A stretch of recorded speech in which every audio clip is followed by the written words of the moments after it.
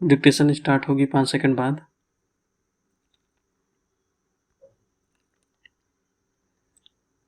Start.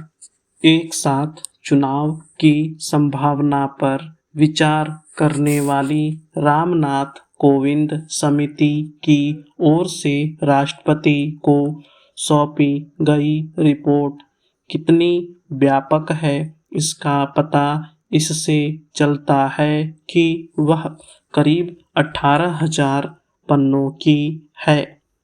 यह हैरानी की बात है कि इतनी विस्तृत रिपोर्ट पढ़े बगैर ही कई दल उसके विरोध में उतर आए।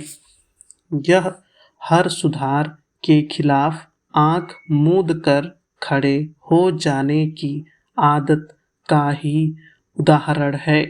क्या यह उचित नहीं होता कि एक साथ चुनाव की सिफारिश का विरोध करने के पहले यह जान लिया जाता कि रिपोर्ट में लिखा क्या है? एक साथ चुनाव के विरोध में जो तर्क दिए जा रहे हैं वे घिसे पिटे ही अधिक हैं। इन तर्कों में कोई दम निष्क्रिय नहीं, क्योंकि 1967 तक लोकसभा और विधानसभाओं के चुनाव एक साथ ही होते थे। क्या जब ऐसा होता था तब भारत में लोकतंत्र नहीं था? पिछले कुछ समय से तो लोकसभा के साथ ही ओडिशा और आंध्र प्रदेश विधानसभा के भी चुनाव हो रहे हैं। क्या यह संविधान सम्मत नहीं?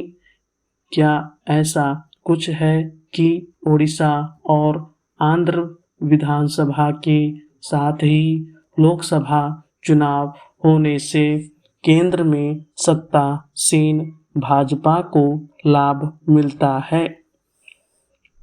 पिछली बार तो आंध्र में भाजपा का खाता भी नहीं खुला था। साफ है कि एक साथ चुनाव के विरोध में दिए जा रहे इस तर्क में कोई दम नहीं है। ऐसा होने से राष्ट्रीय दल फायदे में रहेगा। एक साथ चुनाव के विरोधियों को कम से कम ऐसे तर्क तो देने ही चाहिए जिन पर गौर किया जा सके। इसी के साथ उन्हें एक देश एक चुनाव से होने वाले लाभों पर भी गौर करना चाहिए।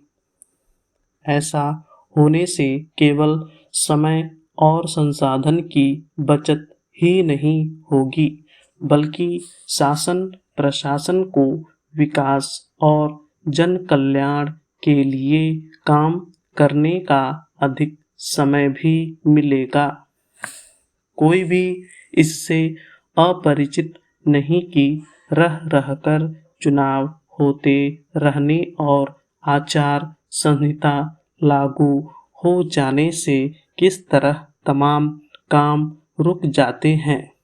यह भी किसी से छिपा नहीं कि राजनीतिक दलों को किस तरह अपनी अन्य प्राथमिकताओं को किनारे करके सारी ऊर्जा चुनाव लड़ने में खपानी पड़ती है।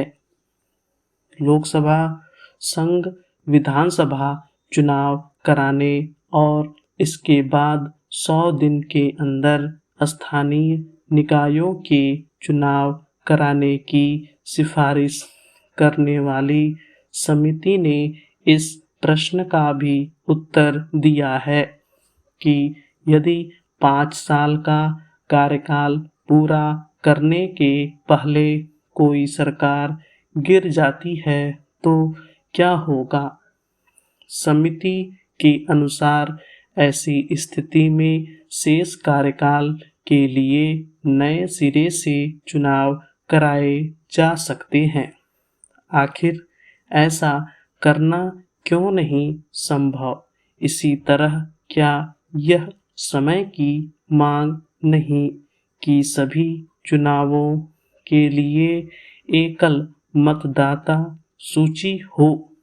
अच्छा होगा कि गोविंद समिति की रिपोर्ट खारिज करने वाले निरक्षीर ढंग से विचार करें और यह भी देखें कि 32 दल एक साथ चुनाव के पक्ष में हैं।